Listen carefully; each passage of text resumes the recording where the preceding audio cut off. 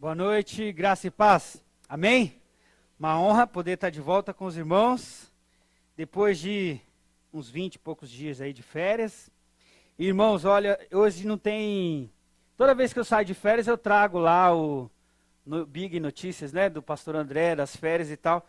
Mas eu tenho que confessar a vocês que essas férias foi a primeira vez que eu saí de férias e só preguei 4 vezes.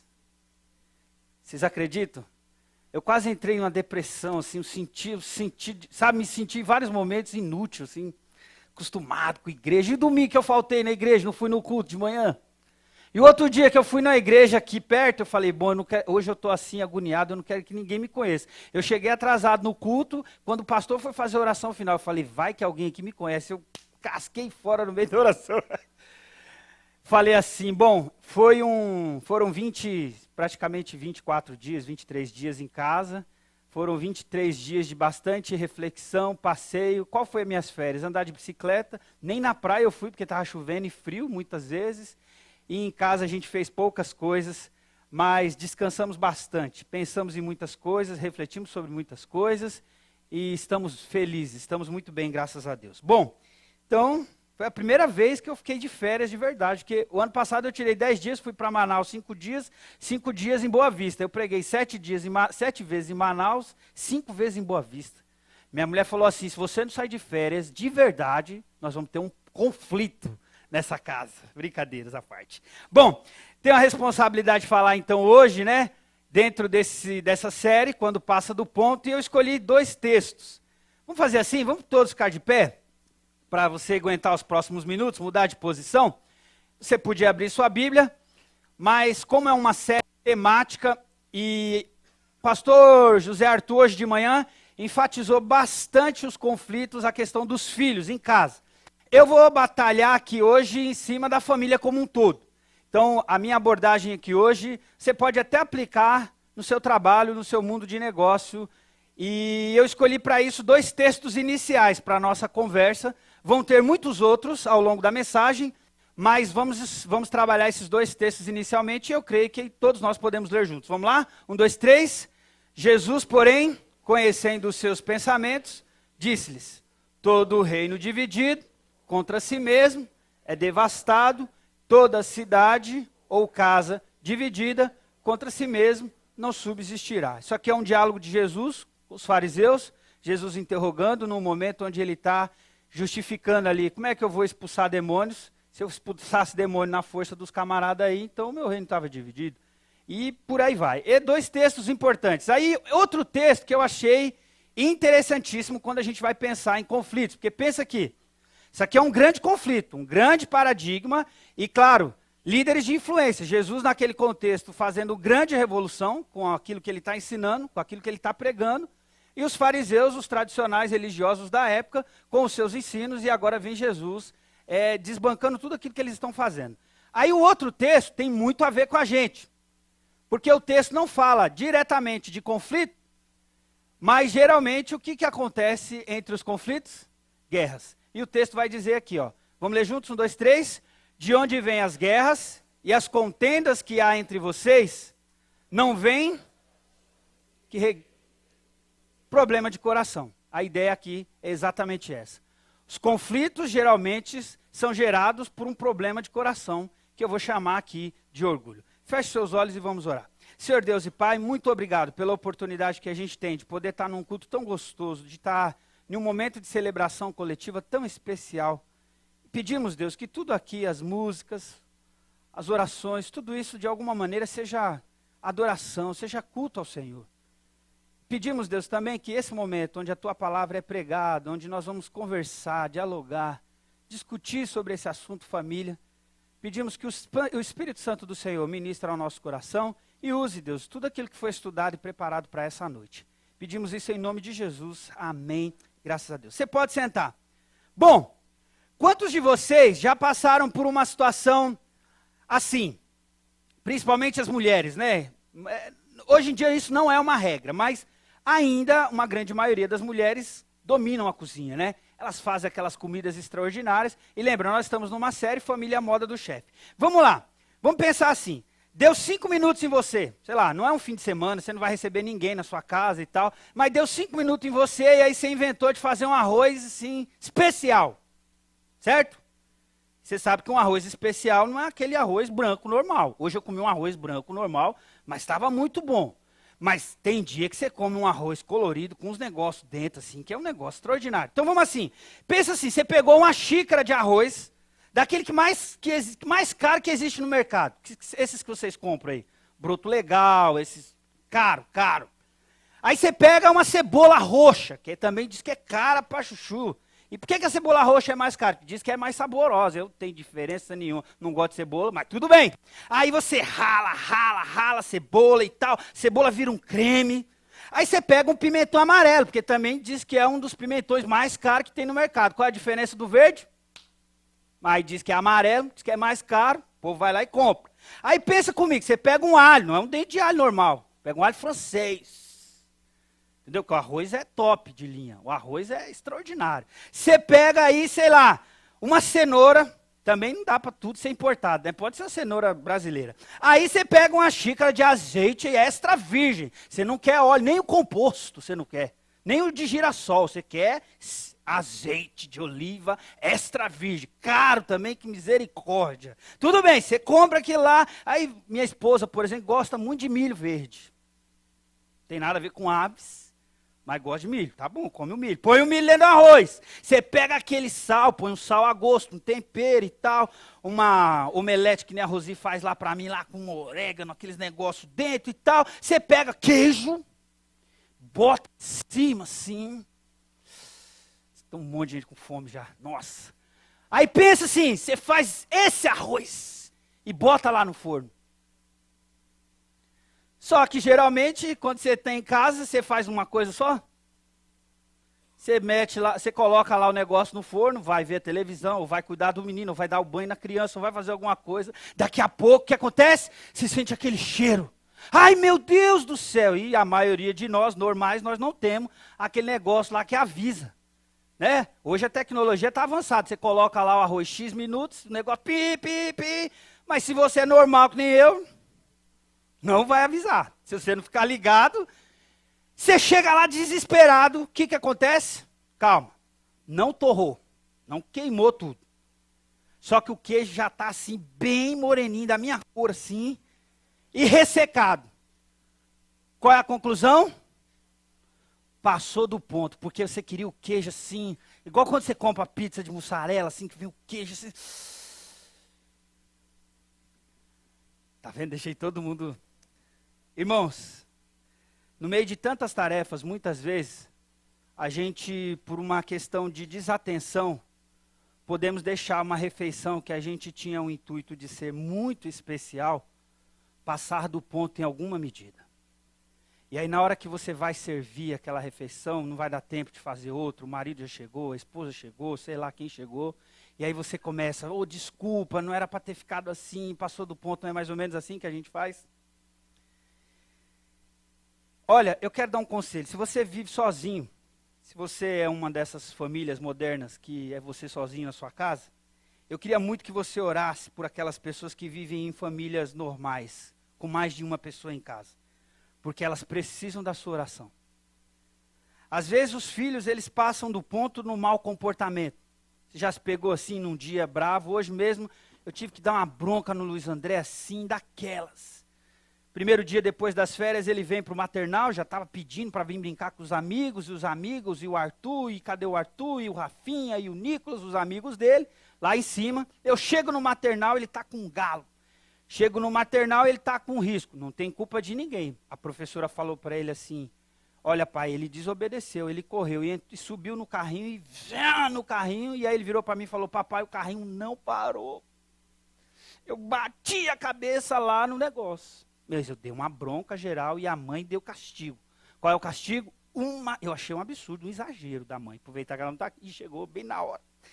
Mas ela deu um castigo assim, irmãos, assim, quase que uma prisão perpétua para o menino. 1 semana sem assistir Patrulha Canina e McQueen. Ele ama McQueen. Ele está orando para o papai do céu dar uma grana extra para o pai comprar um McQueen para ele. às vezes o filho passa do ponto num mau comportamento. Mas às vezes o pai e a mãe passam do ponto na hora de disciplinar. Você lembra do cheirinho do arroz? Às vezes os filhos passam do ponto na hora de responder os questionamentos, as dificuldades, na hora de lidar com os limites que os pais impõem. Às vezes as esposas e os esposos passam do ponto em suas exigências, na sua maneira de falar uns com os outros, às vezes na maneira de corrigir um erro. Porque muitos dos nossos conflitos, inclusive conjugais, entre marido e esposa, eles até de fato têm algo legítimo que precisaria ser acertado, mas exatamente pelo jeito ou pela maneira de abordar, a gente não consegue e o conflito fica maior. Às vezes tem conflitos em casa porque a gente passou do ponto no trabalho, trabalhamos excessivamente. Às vezes na ausência dele, quantas mulheres hoje reclamam dos seus maridos, que são extremamente preguiçosos, quantas mulheres passando por dificuldade, principalmente essas mulheres jovens, casadas aí entre 20, 25, 35 anos, casados com verdadeiros meninos de 30, 35 anos, que saíram da casa do pai, mas não deixaram de ser menino. E às vezes a esposa está trabalhando, está lidando com dificuldades, ela chega em casa e o marmanjão está jogando videogame. Tudo isso que eu estou mensurando para vocês gera um conflito. Deixa eu tirar essa imagem, né? Que essa imagem aqui já está meio constrangedora. Bom, tudo isso gera conflitos intensos na família. E aí a gente pensa assim, a família é uma instituição em que as relações foi criada para espalhar. Se a gente pensar na imagem ou pensar no propósito inicial da família, eu acho que eu errei ali, né? Coloquei um que ou um em a mais. Mas a ideia é que a família é uma instituição em que as suas relações foram criadas para espalhar e representar a imagem. Só que a gente está esquecendo que o diabo está atacando as famílias de todos os lados. E a gente esquece que o diabo tem trabalhado, pelo menos em algumas perspectivas. Eu abordando, pensando em família. Isso aqui é coisa que eu estou imaginando sobre as famílias, inclusive atuais. O que a mídia... O que muitos filósofos, o que muitos professores, o que as crianças estão aprendendo muitas vezes na rede pública? Uma desconfiguração sobre família. Quando a gente abriu essa série, falou dos papéis, falamos do projeto, exatamente porque hoje qualquer coisa é família. Então o diabo tem trabalhado e usado muitas pessoas para quê? Para desconfigurar a família. Para que mais? Para que a família seja ignorada. Você já viu quantas pessoas, um dos números que mais cresce em termos de família é a família que eles chamam de monoparental. Família de uma pessoa só. Eles não querem se casar, eles não querem ter filhos, eles não querem ter contato com outras pessoas porque eles são perfeitos, maravilhosos. Então eu não vou morar com ninguém porque assim eu tenho paz. Também é um tremendo equívoco porque em algum momento ele se pega no espelho e ele está em crise existencial, em crise pessoal. Em crise de solidão ou em crise de solitude. Solitude não, em crise de solidão mesmo. Então, olha lá, ignorado. Outro problema também. Muitas vezes a família é desintegrada. Desintegrada por quê? Porque em algum momento essa família passou a surgir, essa família foi instituída, essa família foi configurada, mas ela não apenas foi desconfigurada ou ignorada, ela foi desintegrada. Ou seja, alguma parte dessa família parou de existir ali como família. Alguma peça saiu da cena. Alguma coisa aconteceu que nós denominamos como rompimento, como separação, divórcio e tantas outras coisas que a gente pode nomear como desintegração da família. Um outro problema, já que a família está sendo desconfigurada, ignorada, desintegrada, uma família desintegrada, ela corre sérios riscos e um grande risco que essa família desconfigurada, ignorada e desintegrada é exatamente deixar de cumprir o seu papel. O seu papel como família na sociedade, o seu papel como família na vida do indivíduo e o seu papel como família no próprio plano de Deus, que é o plano primário. E eu continuo insistindo nessa ideia de que a família existe, em primeiro lugar, para a parceria na gestão das coisas de Deus. Reafirmo, como disse na primeira mensagem dessa série, que muitas vezes os homens e as mulheres, eles pegam de função ou de posição para querer exercer algum domínio sobre o outro. Mas na verdade, lembre-se, quem enxergou a necessidade da configuração da família não foi o marido, foi o próprio Deus. Quem disse que estava sozinho foi o Deus, não foi o homem que reconheceu a sua própria solidão. Então pensa comigo, a família é desconfigurada, a família é ignorada, desintegrada, claro, ela vai deixar de cumprir o seu papel ou o seu propósito inicial, que eu coloquei lá logo no primeiro aqui, que é Uma instituição que nas suas relações, em suas relações, foi criada para espalhar e representar a imagem de Deus. Só que o diabo está tomando conta. De uma maneira direta ou de uma maneira indireta. Pastor, mas e aí? Olha, o texto bíblico já tinha nos avisado disso. Vamos ler juntos esse versículo? 1, 2, 3. Sede sóbrios e vigilante. O diabo, vosso adversário, anda como leão que procurando. E o conflito na família é exatamente uma grande brecha que o inimigo usa para destruir nossas casas. O conflito na família, o conflito entre pai e filho, entre mãe e filho, entre esposo e esposa, é uma grande brecha para o inimigo destruir a nossa casa. Pastor, como é que é esses conflitos? Então vamos lá. Em primeiro lugar, os conflitos eles têm origem exatamente no orgulho humano. Por quê? Porque a gente é exatamente isso aí, ó. Hoje a gente não fala isso, mas antigamente usava muito isso. Quando o cara era muito metido, o que a gente falava? Tem um rei na barriga. O fulano ali tem um rei na barriga, e se acha demais. Tem um rei na barriga. Orgulho humano. E o texto de Provérbios, olha só. O texto vai dizer assim, vamos ler juntos? 1, 2, 3. A vida de pecado dos ímpios se vê no olhar orgulhoso e no... Grifei essa primeira parte porque, olha só a questão do orgulhoso. O orgulhoso é o seguinte, o orgulho é o que faz uma pessoa pensar a seu respeito, além do que convém, tendo como referência a si mesmo. Irmão, desculpa a minha franqueza, isso é uma desgraça. Por quê? Porque é como se, é isso aqui, ó. Por que que muitas famílias as pessoas são frustradas no casamento? Porque o marido ou a esposa, ele se coloca num patamar de superioridade. Vamos imaginar que eu esteja nesse patamar, e como é que eu estou olhando para vocês? Estou olhando por cima. Todos vocês estão abaixo de mim. O que tem gerado muitos conflitos e muitas frustrações nas casas, nas famílias? Exatamente esse tipo de atitude. Não é assim, literalmente, no físico, no prático, mas na relação é desse jeito. O que a mulher faz? Você quer ver? Uma mulher que ganha 10 mil, o marido ganha 5, pergunta para ele como é que ele sofre na mão dela. Se essa mulher não for uma mulher de Deus, o que ela faz? Ela sobe num pedestal, ela olha para o marido assim, ó. Você come aqui na minha mão. Eu estou contando a história da carochinha? Quantos homens não trataram as mulheres assim? Irmão, isso é história. O movimento feminista hoje desbanca os homens, homem é inútil, mas o início do movimento feminista, o movimento feminista histórico, ele surge porque as mulheres eram tratadas como objeto. O que o homem fazia com a mulher? Olhar por cima. O homem olhava assim, a mulher é objeto de desejo sexual, objeto de procriação, e mulher serve para fazer minha comida e passar minha roupa. Não estou dizendo que fazer a comida e passar a roupa seja uma coisa de todo ruim, até porque alguém vai ter que passar essa roupa. Vamos combinar, essa roupa, alguém tem que passar. Né? Quem vai passar? Aí cada casal, cada família discute. Se você tem grana e vai pagar para alguém passar, tudo bem. O ponto é que não é quem passa a roupa ou quem não passa a roupa, quem faz a comida ou não faz a comida. O que o texto está dizendo é que eu preciso olhar para você, Ari, assim, ó. Nós somos iguais. Muita gente pega o texto, muitos homens machistas pegam o texto. Eu não sei se eu já dei esse exemplo aqui. Eu sei que no Encontro de Casais eu dei esse exemplo. Teve alguém que um dia chegou, isso aconteceu comigo. Falando sério. Um dia uma pessoa chegou para mim e falou assim, pastor, eu vim falar com o senhor porque o senhor tem uma palavra de Deus para me dar. Eu falei, sério?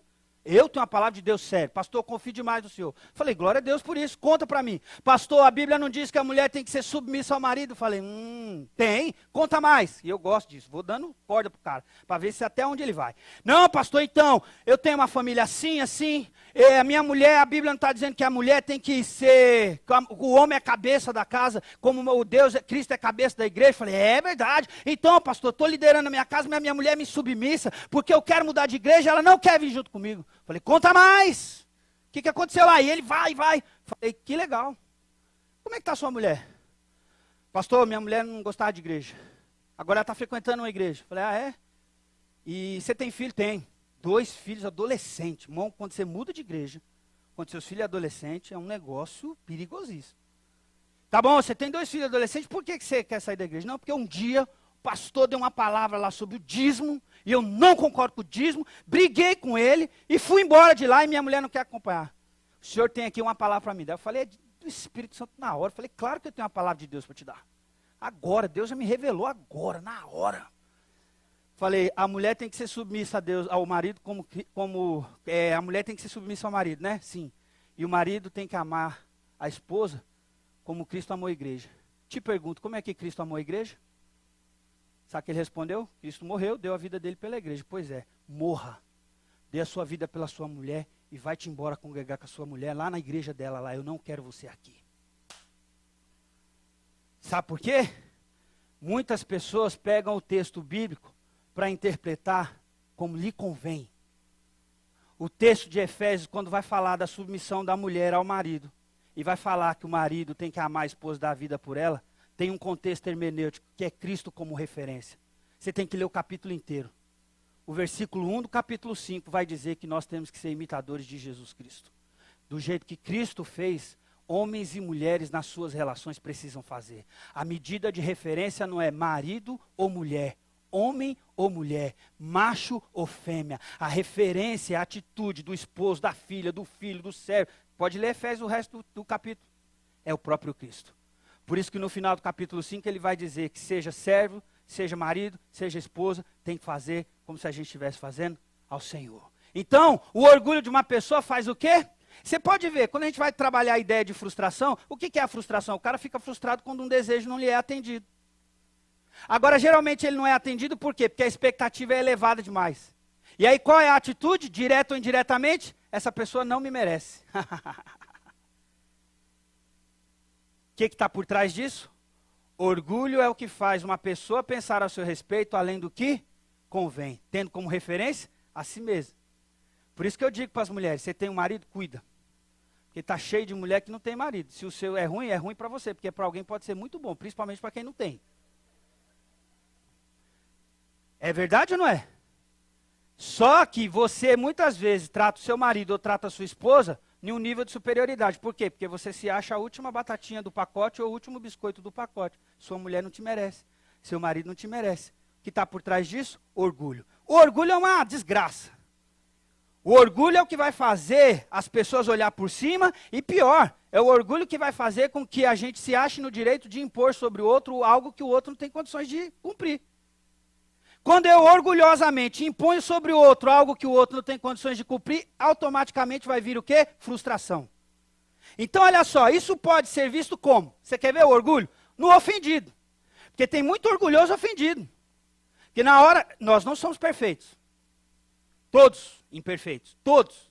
E muito orgulhoso ofendido, sabia? Tem muita gente que está quase orando, pedindo a Deus para que o marido ou a esposa dê uma mancada para ele pegar aquela mancada e pá! Arrebentar com o marido. Então, ó, muito ofendido, muita gente afetada, claro. Porque às vezes, no meio de um conflito familiar, quem são as primeiras vítimas? Está aí, ó, os filhos. Ou vice-versa, porque muitas vezes, quando não há papéis bem declarados e acordos bem feitos entre marido e a esposa, quando o filho é o ofensor, o filho é o ofensor aqui, ó, ou o gerador do problema, quem é a vítima? O marido ou a esposa. Por quê? Porque o esposo ou a esposa, sem sabedoria, muitas vezes vai pegar o filho para ser instrumento de barganha entre o marido e entre a esposa. Então, olha só, tem o ofendido, tem o afetado, tem o vítima, tem o ofensor, tem o gerador e ainda tem o pior de todos. Ele causou o pior dos problemas e diz que não tem culpa nenhuma. Eu me lembrei disso, quando eu estava fazendo essa mensagem, eu lembrei que eu tinha tanto medo de apanhar da minha mãe, eu tinha tanto medo de fazer coisa errada. Só que eu tinha umas ideias assim, às vezes meio mirabolantes.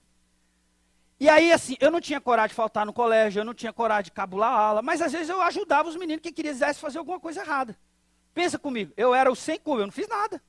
Agora diz pra mim, como é que eu não fiz nada se eu descobri uma maneira de abrir o cadeado do colégio, o cara abriu o colégio e ia embora, eu ficava lá sozinho. Porque eu sabia que se eu saísse junto com todo mundo, eu ia ter um problema.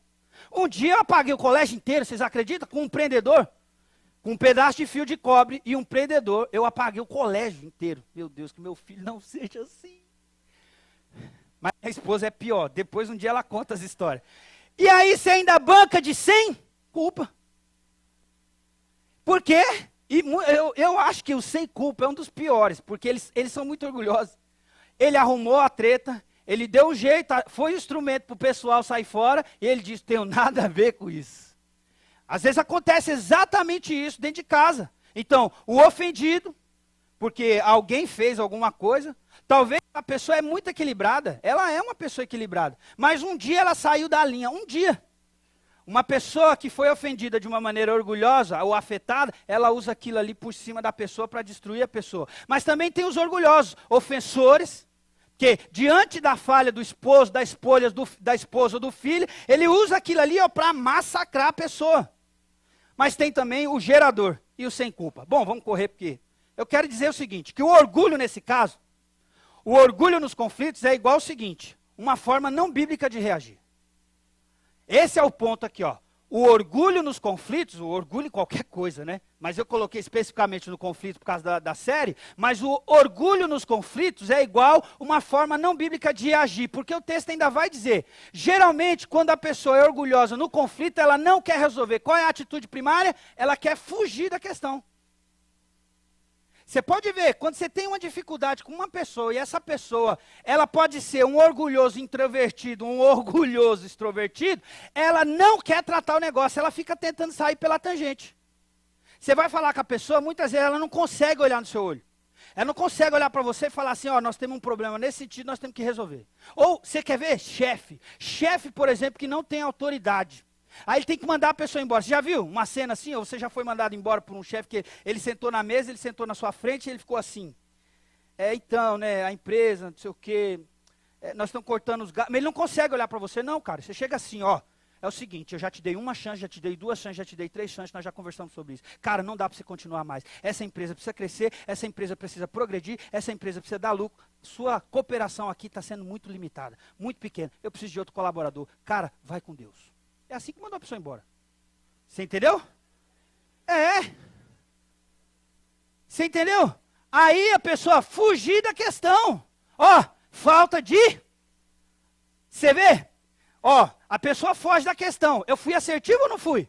Eu não fiquei, ó, cara, você não presta. Ó, moça, não dá. Ah, não, eu não gosto daquela. Ah, você é muito assim. Não, você é branco. Ah, não, você é negro. Não, seu cabelo é duro. Não, seu cabelo é... Não, não, o negócio é o seguinte, é isso aqui, ó. Nós precisamos ser assertivos. Por que que muitas vezes em casa é guerra? Porque o marido e a esposa não são assertivos. Fogem da questão, você devia chegar para sua esposa e falar, eu não gosto desse batom dessa cor.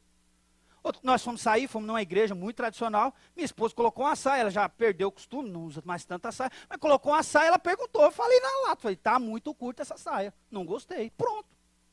Se vira, vai trocar, põe outra, arruma, emenda, faz alguma coisa. Mas as pessoas, falta o quê? Falta a assertividade. E aí lembra, muitas vezes, por que falta assertividade? Porque muitas vezes você quer ajustar um negócio num momento de grande ira. Num momento de um conflito muito intenso, muito pesado, e aí você fala o que você não devia. Então pensa comigo, olha lá, falta de assertividade, claro. Se você muitas vezes quer fugir da questão, não quer tratar, falta assertividade, vem aí uma consequência, vira um negócio pessoal. Pô, não gosto de você, não gosto de você, nunca fui com sua cara, eu detesto esse negócio. Na verdade, desculpa a minha sinceridade, mas isso, irmão, não cabe para crente. Essa frase, não fui com a cara de fulano. Tem gente que ainda espiritualiza. Já viu gente falar assim, meu santo não bateu com o santo dele. Que conversa é essa? Já viu alguém falar assim? Meu santo não bateu com o santo dele. Então você não tem o Espírito Santo. Você tem outro espírito aí, porque não é possível. Já viu isso? Meu santo não bateu com o santo dessa pessoa. Que conversa é essa? Não dá. Então, olha lá, vira ataque pessoal. Não gosto muito do Delano, não, porque o Delano abre um olho e fecha o outro. Abre um olho e fecha o outro. Não dá. Já viu? A gente está conversando, eu e Delano, nós estamos conversando. Delano, toma um golinho de fôlego. Quando eu percebo que ele está muito assim, ó. Aí eu falo, toma um golinho de fôlego, toma um golinho de fôlego. Por quê? Muitas vezes vira ataque pessoal. E aí, claro, para piorar o negócio, vira dimensão ampliada. Pensa comigo, é como se fosse uma espiral descendente. Na hora do conflito, você não quer tratar, você quer fugir da questão. Quando você não tem mais para onde sair, ou não tem mais escape, você vai tratar de uma maneira sem ser assertivo. Você, sem ser assertivo, vai inevitavelmente, inescapavelmente, tratar o negócio como pessoal. Quando você trata o negócio como pessoal, você tem a dimensão do problema ampliada. É básico, é coisa de matemática. Por quê? Você arrumou mais um problema em vez de atacar o problema, entendeu? Você tinha um problema com seu filho, ou um problema com a sua esposa, ou com seu esposo. Se você fosse assertivo, você ia direto no problema. Você foge da questão, quando você não tem mais jeito, você vai tratar, não trata com assertividade. Quando você ataca de maneira pessoal, você arrumou mais um problema. Por quê? Você começou a elencar defeitos que não tinha nada a ver com o negócio. Você já viu? A pessoa, você vira para a pessoa e fala assim, você é desorganizada. Desde que eu casei com você, eu já percebi. Olha aí, ó, você é mal arrumada, você não se arruma, você não se preocupa com isso. Você não atacou aquele problema. Não, o problema é, ó, a saia está curta, arruma uma saia direito. Não, mas eu não gosto de suas roupas. Toda vez que a gente sai, é por isso que eu não quero pegar na sua mão, porque você usa umas roupas tudo diferentes. Quer dizer, você saiu várias vezes com aquela pessoa, pegou na mão da pessoa, saiu como lindos e maravilhosos como casais, tiraram foto, postou no Facebook. No dia que tem um negócio, em vez de você ser assertivo, você vira ataque pessoal. Aí o que a pessoa pensa? Quer dizer que todas as vezes que ele saiu comigo, beijou a minha boca, tirou foto e postou no Facebook, ele estava numa farsa. Ele estava mentindo para mim. Irmão, eu estou brincando? E aí, é isso ou não é? Falta de assertividade. E aí, é claro, qual vai ser a consequência? O problema ficou desse tamanho. Uma saia curta virou um problema de 7 anos de história, porque ele não gosta de nenhuma das minhas roupas. E todas as vezes que ele beijou a minha boca, ele não estava me beijando. Ele estava fingindo. Ele não estava me amando.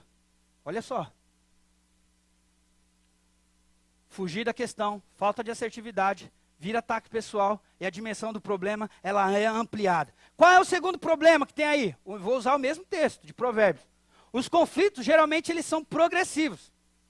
Olha só, às vezes a gente pega uns textos bíblicos, né, e a gente fica surpreso com as coisas que a gente vê no texto. Esse texto foi um deles. Olha só, a vida de pecado dos ímpios, o que acontece? Por que se vê, gente? Por que a gente vê? Por que dá para ver?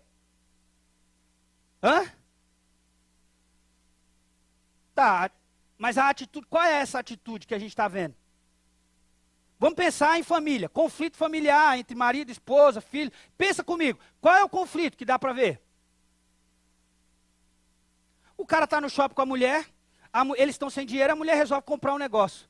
E ele fala, mas como é que a gente vai comprar? Os dois começam a discutir ali ao vivo e a coisa no meio do shopping. Você já viu isso acontecer? Eles estão no supermercado, tem R$200 para fazer a compra, e a mulher começa a comprar de tudo. Não, a mulher não, o homem, né? Ele começa a comprar de tudo, pega de tudo. Foram no mercado para comprar uma caixa de leite, 2 garrafas de óleo, e a mulher enche o carrinho. Os dois começam a discutir.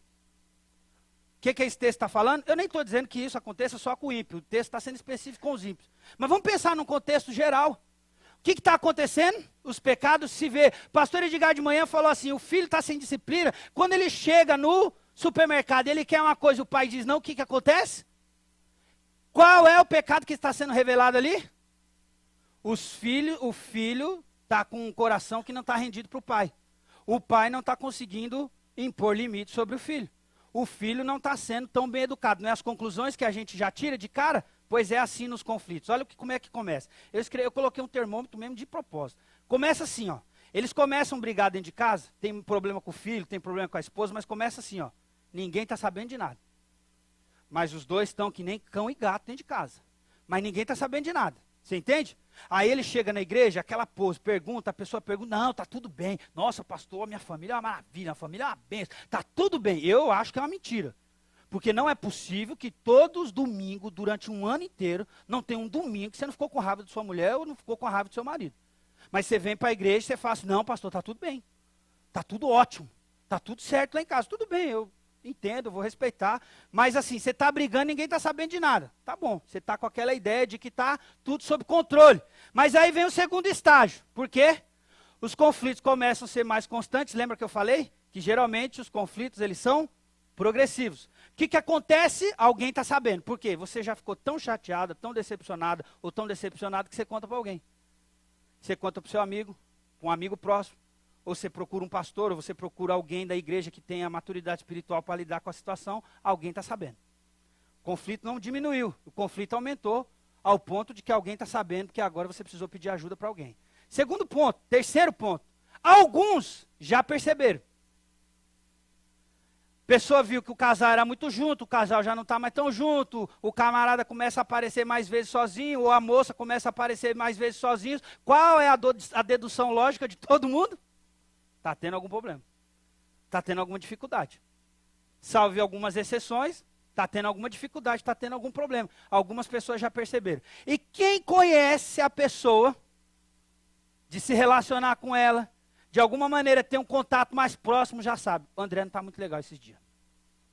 A Fernanda não está muito bem. O Douglas parou de levar ela uma vez por mês no terraço, Terraço Itália. E agora está levando aonde? Habib's. A mulher está revoltada. Você percebe de longe. Eu vou te pedir uma coisa, do fundo do coração, do nosso coração, de nós homens normais. Você não é normal. Quando você levar sua mulher no Terraço Itália, não poste no Facebook. Porque aí você se torna a medida de referência. Nós estamos tudo enrolados, cara. Não faz isso, não faz isso. Não faz isso, estou brincando com ele. Mas o ponto aqui é, chega um momento que aí não dá mais para esconder. Pensa comigo, o que o texto aqui está dizendo? A vida de... Esquece o ímpio. Eu estou preocupado com isso aqui, ó. As pessoas estão vendo. As pessoas estão visualizando. As pessoas estão percebendo. Percebendo por quê? Porque começa assim, ninguém sabe de nada. Alguém está sabendo, alguns já perceberam, mas chega uma hora que não dá mais para esconder e todo mundo está vendo que tem uma crise instaurada nessa família. Então olha lá, outra coisa, os conflitos podem ter a morte, o pior dos resultados. Calma, coloquei uma flor preta, mas olha só, pode ser uma morte figurativa. O que eu quero dizer com morte figurativa? Pode morrer antes da morte chegar. Pode ser que você morra antes da morte chegar. Já viu gente que assim, não... Desculpa a expressão, mas o pessoal falava de um negócio que nem cheira, nem... Sabe, gente muito... A ideia é morrer antes da morte chegar. Você morre, mas continua existindo. Você está em pé, mas não tem sentido, não tem um negócio que te leva para frente. E muita gente é assim dentro da família. Pensa comigo, quantos pastores, pregadores por aí? Ele morre, mas ele continua pregando. A pessoa morre, mas continua liderando um pequeno grupo. Ele está bem, ele está ali. Ó. A casa é um verdadeiro conflito, a casa é guerra, mas ele continua pregando. A casa está em guerra, ele morreu, mas ele continua tocando no louvor. Ele continua dando aula, ele continua liderando um pequeno grupo. Ele continua fazendo as coisas, ele está existindo, mas está morto. Não tem vida. Morte figurativa, mas não para por aí. Por quê? Porque é os rompimentos das relações muitas vezes. E pode ser a separação literal mesmo, de não ver mais, mas pode ser a separação das emoções. A separação da relação. O ódio, o desejo de vingança, muitas vezes. Aquilo, vocês já pararam para pensar que as pessoas elas casam por uma causa e divorciam pela mesma causa? Você já viu que muitas famílias, elas se unem por uma causa e elas se desintegram pela mesma causa? Ninguém casa para ser infeliz no casamento, você concorda? E qual é o discurso geral hoje? Eu preciso sair desse casamento porque eu tenho direito de ser feliz. Tem alguma coisa errada nesse processo. Que não é o casamento, que não é Deus, que não é a instituição. Tem alguma coisa errada nesse processo. Porque aí a pessoa fala assim, mas pastor, a amargura, a vingança. Irmãos, não é possível as coisas que a gente vê. Inclusive nas igrejas, não é possível. A amargura, você fica carregando o peso de um desfecho trágico, muitas vezes, que iniciou amorosamente fantástico. Porque eu nunca vi alguém que começa a namorar de maneira trágica. Só vejo história bonita, só vejo história maravilhosa. Só vejo uma história que surpreende a outra. Só vejo, claro, tem dificuldade, às vezes é em nome de um amor, uma coisa com a família, às vezes ultrapassa os limites da obediência ao pai, ou da honra ao pai e à mãe, aquela coisa e toda, mas tudo em nome de uma grande paixão, do meu direito de ser feliz, do homem ou da mulher da minha vida. Eu penso que muitas vezes essa morte é figurativa do mesmo jeito que Deus falou com a igreja de Sardes. Olha o que o texto diz. O anjo da igreja em Sardes escreve, tudo bem, estas coisas, a gente já ensinou esse texto aqui, não vou me deter nele, mas olha essas palavras que Jesus diz aqui através do apóstolo João no final. Você tem fama de estar vivo, mas está? Qual era o grande problema que Jesus estava atacando na igreja de Sardes naquela época? Nós estudamos aqui no Apocalipse. A gente se acha demais. A gente é orgulhoso demais. E a gente está esquecendo que muitas vezes as coisas elementares estão trazendo morte para a nossa vida, para a nossa relação, para o nosso convívio. E a gente está bancando de que está vivo. Você morreu antes da morte chegar, mas continua pregando.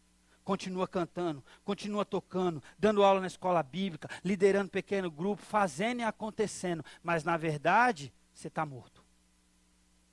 Pode ser a morte literal mesmo. E aqui, de uma maneira bem rápida, eu queria mostrar, o vídeo tá no eixo aí, vai dar para passar, gente? Olha lá, olha esse vídeo aí, ó. Rapidinho, por favor.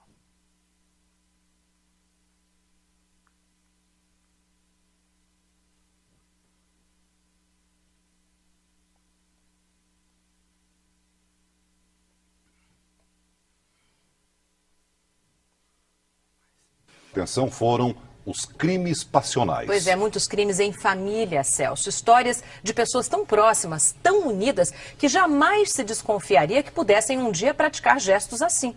Você vai ver agora casos com circunstâncias distintas, em lugares diferentes, mas com este traço em comum. Silvano Martins de Santana, de 24 anos. Ele é suspeito de matar a mulher Grace Reis Vieira, de 17 anos. Bárbaro, um pai de família, é acusado de assassinar a mulher e 2 filhas. Tristeza e dor no velório de Natan, de 9 anos, e Ana Beatriz, de 5. As crianças foram assassinadas pelo pai dentro do quarto deste hotel. O vendedor Edson Muniz Barreto, de 34 anos, teria sedado os filhos antes deles serem mortos e depois cometeu suicídio. Ele não aceitava a separação da mãe das crianças. Você vê, a morte pode ser figurativa. Pode ser uma morte na relação, pode ser uma morte emocional. Mas, infelizmente, a cada dia mais, aumenta a notícia de que os conflitos na família resultam em morte literal. Morte mesmo. É filho matando pai, pai matando filho, matando esposas e famílias inteiras sendo roubadas e ceifadas. Bom, para a gente terminar, aí, pastor, mas e aí? Acaba desse jeito? Não, calma. Nós precisamos combater os reais motivos que levam as famílias a terem conflitos. E aí eu queria te dar uma receita com alguns ingredientes, claro, de Deus. Vamos lá. Primeiro deles, vamos lá juntos? 1, 2, 3. 7 xícaras de amor, bondade, mansidão e longanimidade. Por quê? Primeira coisa, às vezes, irmãos, no meio do conflito, nós usamos a nossa suposta posição em nosso favor para não encararmos de frente o problema. O filho preferido eleva a voz, né? O pastor José Arthur falou muito bem, muitas vezes, de filhos favoritos, e eles sabem que eles são de alguma maneira preferidos pelo pai ou pela mãe, e ele usa aquilo ali como um instrumento dele impor sobre o outro, barganhar. Então, olha só, você eleva a voz, você usa a força física, você aproveita a sua posição ou autoridade, seja como pai, seja como mãe, seja como filho primogênito, como filho predileto, agente e provedor. Só que lembra de uma coisa, não utilize as razões dos conflitos como mecanismo de manipulação e barganha. Vamos falar juntos? 1, 2, 3. Não utilize as razões dos conflitos como mecanismo de manipulação e barganha. Por que, pastor, não vou fazer isso? Primeiro, não vai resolver o problema. Não vai resolver. Segundo, não vai, vai aumentar o problema. E em terceiro lugar, vai dificultar ainda mais a solução do problema. Por quê? Se você tinha um problema para resolver, já era difícil, com 2 vai ser mais ainda. Eu me lembro que uma vez eu falei isso para uma pessoa aqui na igreja.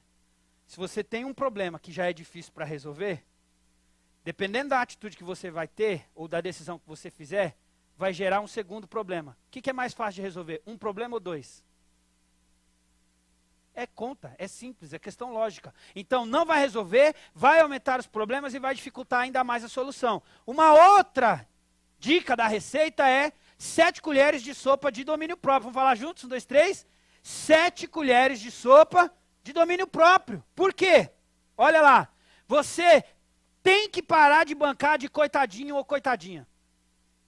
Você tem que admitir que dentro de casa você é imperfeito, você é imperfeita, você filho é imperfeito, você filha é imperfeita. Então pare de bancar de coitadinho. Primeiro, reconheça sua natureza pecaminosa. Seja como ofensor, seja como ofendido, seja como gerador, seja como vítima, você tem uma natureza pecaminosa. Só mudou a situação. Mas lembra, como eu disse na primeira mensagem, somos todos farinha do mesmo saco. Segunda coisa, inclinações ruins, falhas de caráter e falhas comportamentais. Você precisa lidar com isso. Muitos dos conflitos na nossa casa é falha de caráter ou problemas comportamentais. Inclinações ruins. Muitas vezes é o esposo ou a esposa preguiçosa demais. Muitas vezes é o filho preguiçoso demais. O que é isso? Sei lá, pode ser falha de caráter? Pode ser, você diz aí que você acha que é. Mas é, no mínimo, uma falha comportamental. Se é uma falha comportamental, vai atrapalhar a sua relação. Você precisa mudar isso. Olha lá, é uma inclinação ruim que você tem. Você pode ver, ninguém tem conflito por coisa boa. Você já viu? Ninguém tem conflito por coisa boa. Tem conflito por coisa ruim. E muitas vezes a coisa ruim pode ser, alguém fez uma coisa boa, você tem conflito com ela, mas qual é o problema daí? A inveja é coisa ruim. Às vezes você tem conflito com a pessoa porque a pessoa está fazendo uma coisa boa, você com atitude ruim, inclinação ruim, falha de caráter e provavelmente falhas comportamentais, cria um problema com essa pessoa. Outro ponto, tem a atitude de retratação. Essa semana a Cida estava trabalhando aqui, ela viu, eu atendi um pastor aqui essa semana, das 10h30 da manhã às 15h para 13h. Um pastor novo, e eu virei para ele e falei assim, sabe qual é um dos grandes problemas dos pastores na nossa geração? Sabe qual é? Porque o pastor se colocou num pedestal tão alto que ele não tem coragem de retratar. Você é um pastor novo, provavelmente você vai cometer muitas falhas. Provavelmente, às vezes você vai falar com uma pessoa, dar uma resposta de um jeito que você não deveria. Não tenha medo de retratar. Não pense que a sua autoridade ela será diminuída. Se você chegar para alguém e falar, irmãos, me perdoe, tomei a decisão errada. Nós não devíamos ter virado isso aqui. Embora que não é o caso, mas poderia ser o caso. Irmãos, me perdoe, porque eu não devia ter pedido essas televisões para vocês, não. É desnecessário. Se fosse o caso, nós teríamos que pedir perdão. Não tenha medo de retratar. Um dos grandes problemas dos conflitos em casa e na família é porque não há retratação. A gente está com aquela ideia, deixa o tempo passar e o tempo vai resolver. Não resolve. Deixa o tempo passar e o tempo vai resolver. Não resolve. Então, outra coisa importante, 7 litros de alegria e benignidade. Vamos falar juntos? 1, 2, 3. 7 litros de alegria e benignidade. Por quê? Não vá para debaixo do tapete. Tem muita gente infeliz dentro de casa, porque não resolve, o que ele faz? Debaixo do tapete. Na relação com outras pessoas, com terceiros, com conhecidos, dentro dela, ela sabe que tem um problema muito grande. Mas qual é a relação? A relação é de nível superficial, porque ela sabe que se alguém cavar um pouquinho mais fundo, tem um problema ali dentro. E a alegria se esvai. Esse rapaz, você estava conversando com ele, né? E aí a gente discutindo sobre coisas, e ele falou que quando começou a confrontar uma pessoa, ele foi perguntando, e eu falei, e aí, como é que você fez? Como é que você fez? Ele falou, a pessoa estava assim, assim, quando eu cheguei num ponto, a pessoa desmontou. Por quê? Estava cheio de coisa debaixo do tapete. Então, olha lá, muitas vezes a pessoa joga as coisas para debaixo do tapete por causa da política de boas vizinhanças. Bom, se a pessoa descobrir, se a pessoa souber, se eu tiver que pedir perdão, ele vai saber que eu não sou perfeito. Bom, eu não sou o pastor supra-sumo. Se a pessoa tem um problema na família, ele conta para o outro, bom, ele já não vai me achar que minha família é perfeita. Eu tenho que bancar esse mito, eu tenho que ficar colocando isso para as pessoas acharem que minha família é linda e maravilhosa. Já viu aqueles caras que falam assim, nossa, minha esposa, lá em casa, nosso casamento é uma maravilha. Eu falei, então sua mulher é um anjo. E você deve ser outro anjo, porque não é possível. Entendeu? Então olha lá, política da boa vizinhança. Outra coisa, muitas vezes autopiedade. Muitas vezes é um negócio, tem dó de mim, dó de mim, dó de mim, é o eu. Você vê que tudo aqui está influenciando o orgulho e a própria pessoa. Outro problema grande, a autoproteção. Irmãos, eu quero encerrar com isso aqui. Ó. Parece que não. Mas tratar de forma séria com as causas dos conflitos resultará em menos conflitos no futuro. Vamos falar juntos? 1, 2, 3? Parece que não, mas tratar de forma séria com as causas dos conflitos resultará em menos conflitos no futuro. Olha só, 7 copos de paz e de felicidade. Não busque a própria vitória nos processos de solução. Busque a glória de Deus. Vamos falar juntos? Não busque a própria vitória nos processos de solução. Busque a glória de Deus. O texto de Jeremias vai dizer que o coração é mais enganoso que qualquer outra coisa. Sua doença é incurável. Quem é capaz de compreendê-la? Lembre-se disso. Nunca se esqueça disso. Orgulho nos conflitos é igual a uma forma não bíblica de agir. Olha o texto que a gente leu. Mas o fruto do Espírito é amor, gozo, alegria, paz, a longanimidade, a benignidade, a bondade, a fidelidade, a mansidão, o domínio próprio. Contra estas coisas não há lei. A forma como nós reagirmos aos conflitos em nossa trajetória revela o quanto de Deus tem dentro de nós. Vamos falar juntos? 1, 2, 3. A forma como reagirmos aos conflitos em nossa trajetória revelam o quanto de Deus tem dentro de nós. O texto está aí. Se você tem o Espírito Santo de Deus dentro de você, na hora de um conflito, a sua reação deveria ser mais pacificadora do que ampliadora. A sua atitude devia ser de amor e não de ódio. A sua atitude devia ser de mais paciência e menos intolerância. A gente tem muitos conflitos nas nossas famílias, seja com filhos, seja entre pais e filhos, entre filhos e pais, seja entre maridos e esposas, porque a gente é orgulhoso demais. A gente se acha demais. E como sempre dizia o povo no Nordeste, a gente tem um rei na barriga. O texto está dizendo para nós que a maneira que a gente reage nos nossos conflitos é o quanto de Deus tem dentro de nós. Como é que está a sua casa? E quanto de Deus tem dentro de você? O texto está aqui. Podíamos ler todos juntos de novo o texto? Vamos lá? Mas o fruto do Espírito, parou? Quem é o Espírito? É o próprio Deus. Já estudamos sobre a Trindade aqui. O que o texto está dizendo é que se Deus, o Espírito, está dentro de você, qual deve ser a sua atitude? Porque lembra qual é o contexto de Gálatas? Gálatas 2 vai dizer que eu, como cristão, não sou eu mais quem vivo, mas é Cristo que agora vive. A vida que agora eu vivo na carne, eu vivo pela fé, pelos conhecimentos doutrinários de Deus. Eu vivo por aquele que se entregou e me amou de uma maneira incondicional. Se você entregou sua vida para Jesus, se você morreu e é Cristo que vive em você, o Espírito, o próprio Deus, o que o texto está dizendo é que aqueles que o Espírito habita, aqueles que são de uma certa maneira, com todo respeito, casa de Deus, porque eu me lembro que um dia eu preguei um texto que chocou muitas pessoas, que o céu de Deus é o seu coração. O céu de Deus é a sua vida. Deus está em todos os lugares. A gente como cristão, na nossa história, a gente gosta muito do céu. Mas o maior céu em que Deus quer habitar é exatamente o seu coração. Se o seu coração já é céu de Deus, ou seja, já é morada de Deus, está aqui o fruto. Vamos ler juntos? 1, 2, 3. O fruto é amor, gozo, paz, a longanimidade, a benignidade, a bondade, a fidelidade, a mansidão, o domínio próprio. Contra essas coisas não há lei.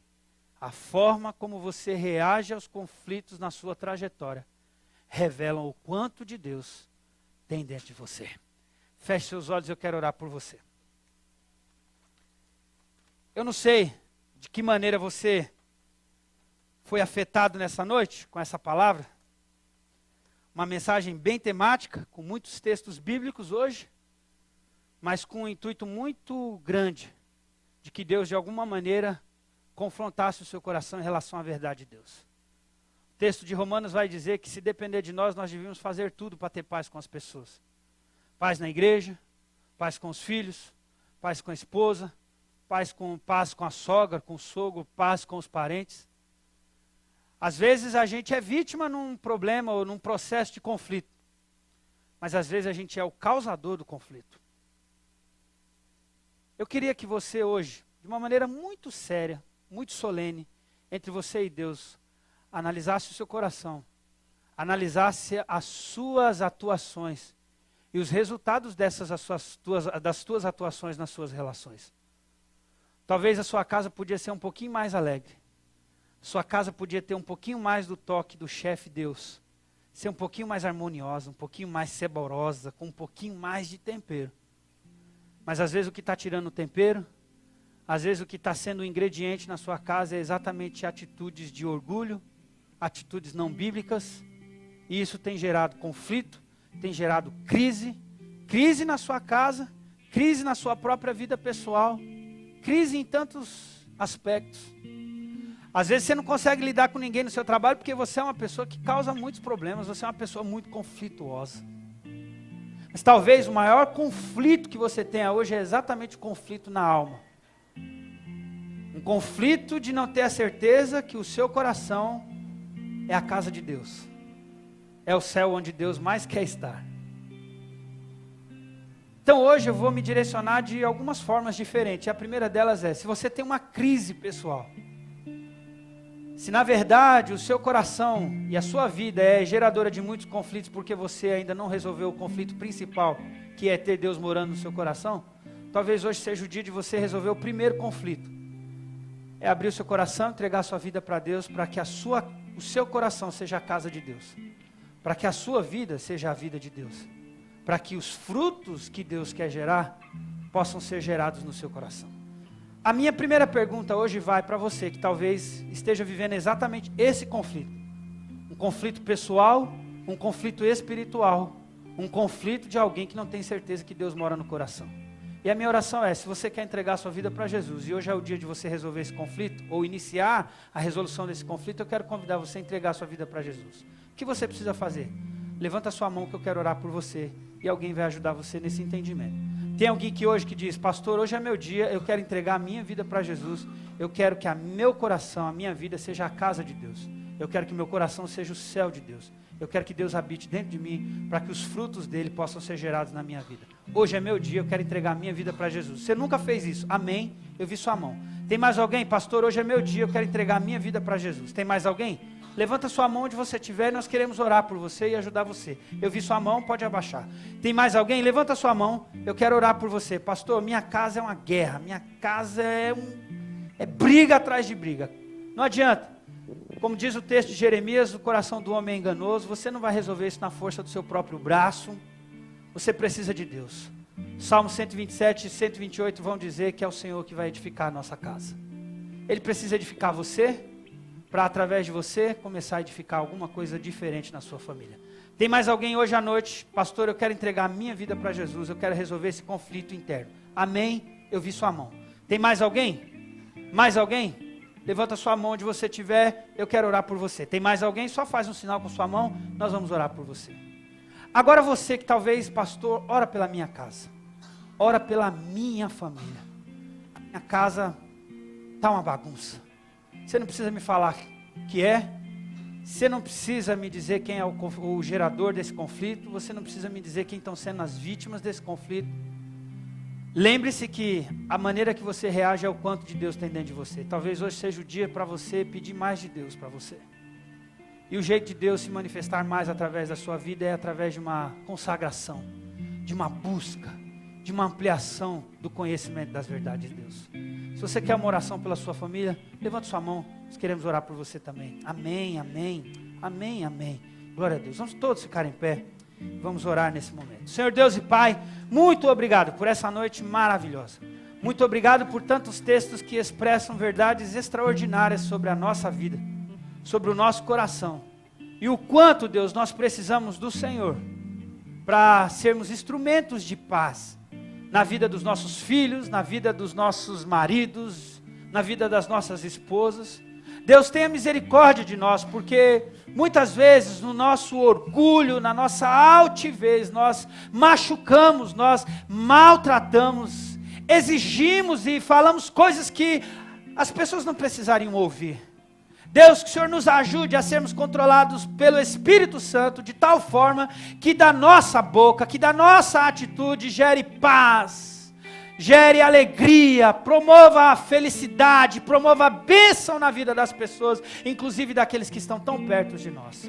Deus, tenha misericórdia de nós, nos abençoe para que o rosto do Senhor resplandeça através da nossa vida, da nossa atitude. Muito obrigado, Deus, pelas famílias representadas. Pedimos que haja alegria, que haja paz, que haja harmonia, que haja retratação, que haja restauração, que haja perdão, que haja, Deus, reconciliação, e que essas famílias estejam juntas, tampando as brechas, para que o inimigo, Deus, não venha destruir, não venha devastar, não venha bagunçar com essa instituição tão maravilhosa que o Senhor criou, denominado família. Que a nossa casa seja casa de bênção, que a nossa família seja uma família de alegria, que a nossa casa seja um núcleo de instrução bíblica, que a nossa casa seja um instrumento de refletir e de espalhar a a imagem de Deus, que pessoas sejam impactadas pelo testemunho das nossas famílias. Muito obrigado, Deus, por cada casa, por cada família representada, por cada situação, pelas mãos que se levantam dizendo que algum tipo de problema, de luta e dificuldade elas têm. Deus, se já está num nível onde eles precisam de ajuda, de intervenção, que o Senhor use pessoas capacitadas, maduras espiritualmente para ajudar essas pessoas a obterem vitória. Muito obrigado pelas mãos que se levantam dizendo que precisam resolver o principal de todos os conflitos, que é o conflito da alma, que é o conflito do relacionamento com Deus, que é o rompimento do elo de comunicação com Jesus. Deus, que o Espírito Santo confirme, conserve e cele as decisões que estão sendo tomadas nessa noite. Essa é a minha oração, que a tua boa mão esteja sobre todos nós, hoje e para sempre, em nome de Jesus, amém e graças a Deus. Que Deus abençoe vocês.